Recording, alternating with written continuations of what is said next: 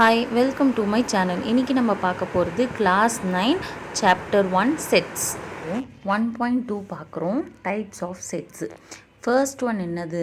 Empty or null set.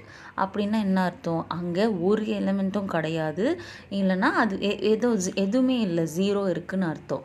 So it denotes as, இங்கே நான் போட்டிருக்கேன்னா இந்த சிம்பிள் இதே மாதிரி தான் வரும். So next one, second one என்னது? சிங்கிள்டன் செட்டுன்னு சொல்கிறாங்க. சிங்கிள், அங்கேயே அந்த வார்த்தையிலே புரியுது இல்லை, சிங்கிள்னா ஒன் எலிமெண்ட். நெக்ஸ்ட் வந்து ஃபைனட் செட். ஃபைனட்னா என்ன? கவுண்ட் பண்ண முடிகிற அளவுக்கு இருக்கிற நம்பர்ஸை தான் வந்து ஃபைனட் செட்டுன்னு சொல்கிறாங்க. அடுத்தது இன்ஃபைனட் செட். இன்ஃபைனட் செட்டுனா அன்கவுண்டபிள், அதாவது கவுண்ட் பண்ணவே முடியாது, இன்ஃபினிட்டி அப்படின்னு அர்த்தம்.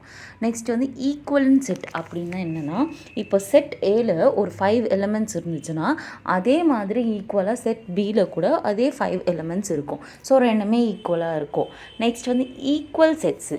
ஈக்குவலுக்கும் ஈக்குவலண்ட்டுக்கும் என்ன டிஃப்ரென்ஸ்னால், ஈக்குவலண்ட்டில் வந்து 5 இருக்கும், பட் நம்பர்ஸ் வந்து டிஃப்ரெண்ட்டாக இருக்கும். பட் ஈக்குவலில் வந்து 5ஆகவும் இருக்கும், உள்ளே இருக்கிற எலிமெண்ட்ஸும் சேமாகவும் இருக்கும். ஸோ அதுதான் ஈக்குவல். Next universal set. யூனிவர்சல்னால் என்னென்னா, அந்த எலிமெண்ட்ஸில் வந்து இருக்கிற எல்லா போத் செட்ஸில் இருக்கிற எலிமெண்ட்ஸ் வந்து காமனாக இருக்குது. ஸோ அப்போ இங்கே டினோட் பண்ணுவாங்க, யூன்னு சொல்லி டினோட் பண்ணுவாங்க. ஸோ அதுதான் யூனிவர்சல் செட்டு. சப்செட்டுன்னா என்னென்னா, எலிமெண்ட்ஸ் வந்து ஏல இருக்கிற சில எலிமெண்ட்ஸும் பியில் இருக்கிற சில எலிமெண்ட்ஸும் சேமாக இருக்கிறது தான் சப்செட். அது எப்படி டினோட் பண்ணுவாங்க? சி மாதிரி போட்டு கீழே டேஷ் போடுவாங்க. ஸோ அது. நெக்ஸ்ட் வந்து ப்ராப்பர் செட்டு.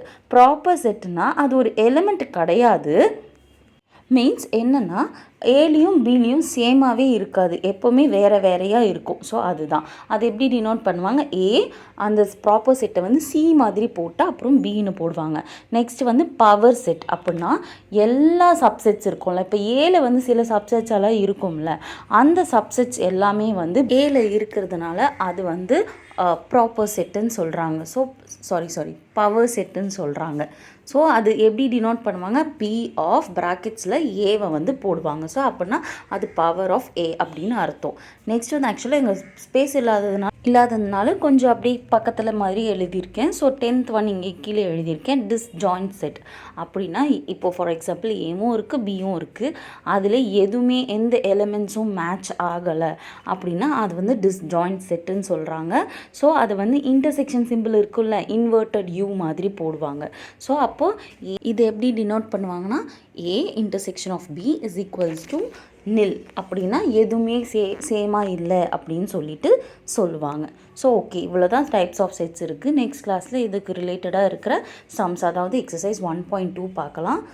இந்த வீடியோ உங்களுக்கு பிடிச்சிருந்தா ப்ளீஸ் ஷேர் அண்ட் சப்ஸ்கிரைப். எதுவும் டவுட்ஸ் இருந்தால் கண்டிப்பாக கமெண்ட் பண்ணுங்கள், நான் வந்து உங்களுக்கு ரிப்ளை பண்ணுறேன். தேங்க்யூ.